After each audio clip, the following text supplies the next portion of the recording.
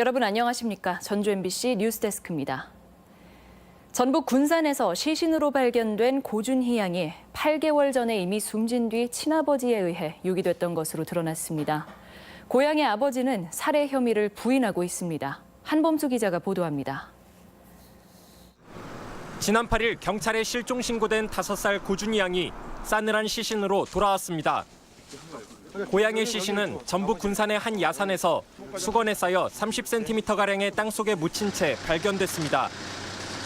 준희 양의 시신을 유기한 사람은 아버지 고모 씨와 내연녀의 모친인 김모 씨였습니다. 아버지로서 미안하시진 않으세요?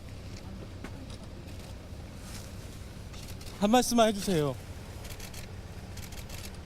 어젯밤 고 씨로부터 숨진 딸을 선산에 묻었다는 자백을 받아낸 경찰은 밤새 수색 작업을 벌여 오늘 새벽 4시 50분쯤 시신을 찾았습니다.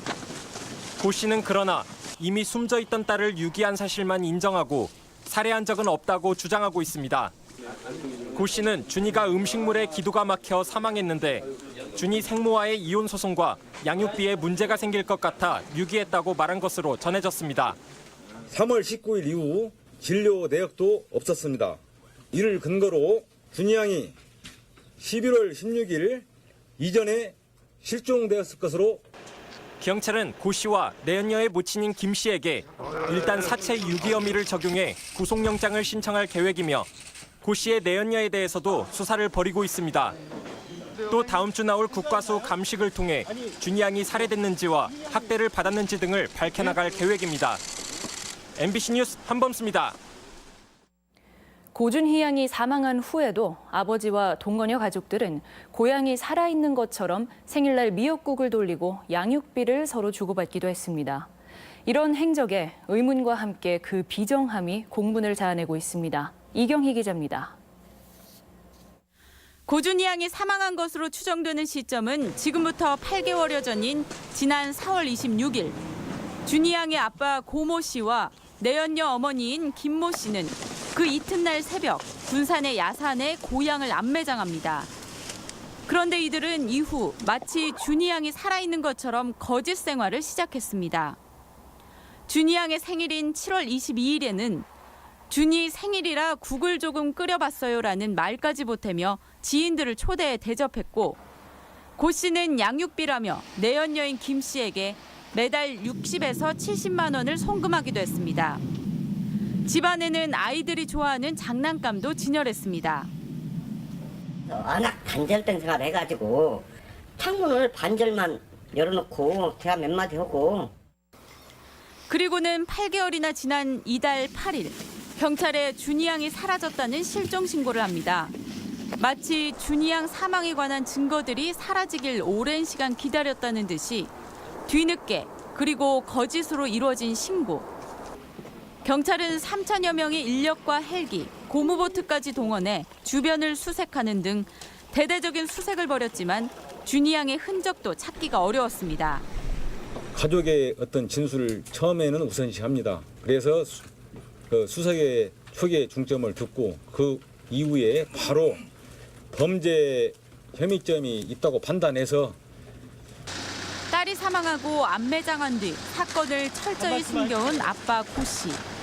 안매장에 가담하고 준희 양 사망을 알면서도 미역국을 끓여 돌린 동거녀의 어머니 김 씨. 그리고 뒤늦게 실종 신고를 한 동거녀 이 씨. 준희 양을 둘러싼 세 사람의 행적에 여러 의문과 함께 그 비정함에 대한 분노도 일고 있습니다. MBC 뉴스 이경입니다. 안타깝게 숨진 채 발견된 고준희 양을 취재한 한범수 기자와 이 사건의 의문사항 짚어보겠습니다. 역시 가장 궁금한 점은 살해 여부인데요. 이 친부인 고 씨는 부인을 하고 있다고요. 예, 그렇습니다. 현재 친부인 고 씨는 사체 유기 혐의에 대해서만 입을 열고 있습니다. 준희 양이 어느 날 아파서 내연녀의 어머니에게 맡겼는데 다음 날 가보니 목에 토사물이 걸려 죽어 있었고 당황해서 선산에 묻었다고 주장하고 있습니다. 네. 현재까지는 피의자 진술에 의존할 수밖에 없는 단계이기 때문에 준희 양이 살해됐는지를 단정할 수는 없지만 가능성은 있습니다. 네. 하지만 이 의존해야 한다는 진술이 석연찮은 부분이 하나둘이 아니죠. 예, 그렇습니다. 조사 과정에서 준희 양이 숨진 시점이 지난 4월로 나왔습니다. 네. 이는 실종 신고 시점으로부터 무려 8개월이나 앞선 것인데요. 뒤늦게 거짓 신고를 한 점이 의구심을 키우고 있습니다. 네.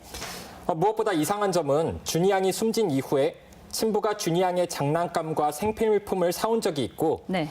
심지어 준희 양의 생일이었던 지난 7월에는 내연녀의 어머니가 미역국을 끓여 이웃 주민들에게 손녀딸 생일 기념으로 나눠주기까지 했습니다. 여기에 친부가 준희 양 양육비 명목으로 내연녀에게 매달 60에서 70만 원을 준 점도 상식적으로 이해하기 힘듭니다. 네. 그렇다면 여태까지 숨기다가 왜 8개월이나 지난 지금 이 시점, 그러니까 지난 8일이었죠. 그때 실종 신고를 한 건가요? 여러 가지 가능성을 추론해 볼 수 있겠습니다. 우선 초등학교 입학 시점이 되면 자연스럽게 범행이 들통난다는 점을 우려했을 수도 있습니다. 네. 또 시신이 부패해서 범행의 흔적을 지웠다는 판단에서 사건을 실종으로 전환하려고 계획했을 가능성도 있습니다. 그러지 않았으면 좋겠지만 준희 양의 사망 경로가 예. 영원히 미제로 남을 가능성도 있는 건가요? 가능성은 낮겠지만 미제화 될 수도 있겠죠. 예. 현재 수사가 피의자의 자백에 상당 부분 의존하고 있는 상태이기 때문에 준희 양의 시신에 대한 국가수 감식이 무엇보다 중요합니다. 네. 하지만 긴 시간이 흘러서 시신 상태가 좋지만은 않습니다. 그 CT 촬영 등 다각도의 검사가 필요하다고 하는데요. 다음 주쯤이면 검사 결과가 나온다고 하는데 네. 미제로 남을지 아니면 원만하게 사건이 잘 해결될지 지켜봐야 될 것 같습니다. 네. 오늘 새벽 주검으로 발견된 5살 고준희 양의 죽음이 빨리 풀렸으면 좋겠네요. 예. 함원수 기자 수고하셨습니다. 예, 감사합니다. 전라도 천년을 기념하는 공식 엠블럼이 공개됐습니다. 전라북도와 전라남도, 광주시는 새해 첫날 광주 5.18 민주회 광장에서 열리는 전라도 천년맞이 타종식에서 전라도 천년 슬로건과 엠블럼을 공식 선포할 예정입니다. 전라북도 등 3개 시도는 내년에 전라도 천년을 기념하는 7대 사업을 추진할 예정입니다. 버스업체가 수십 년간 시외버스 노선에서 부당요금을 받아왔다는 전주 MBC 보도와 관련해 환수 조치가 필요하다는 여론이 거세지고 있습니다. 민주노총 전북본부는 성명을 통해 버스업체가 40여 년간 수십에서 수백억 원에 달하는 부당요금을 받아올 수 있었던 것은 전라북도의 무관심과 묵인이 있었기 때문이라고 요구했습니다. 전북권 뉴스였습니다.